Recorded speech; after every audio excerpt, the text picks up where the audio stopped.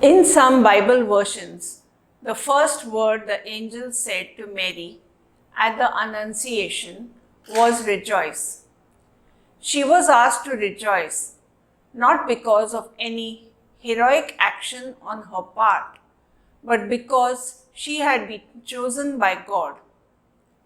Jesus too reminds his exultant disciples that their joy was not to be based on their achievements and victories.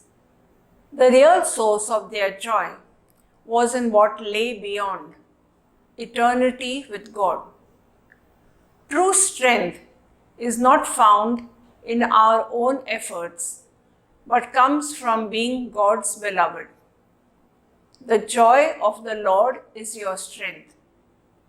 This joy of living in His presence, love, and faithfulness sustains us in trials, gives us courage in uncertainty, and reminds us that we are never alone.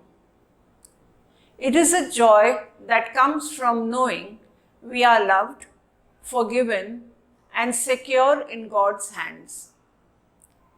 Today's first reading promises, "You shall see, and your hearts shall rejoice, and the hand of the Lord shall be known to His servants." Rejoicing in this truth means living with confidence and peace, knowing that our ultimate home is with God. It encourages us to persevere through trials and, like Mary, live lives of service and humility, always seeking God's purpose in all things.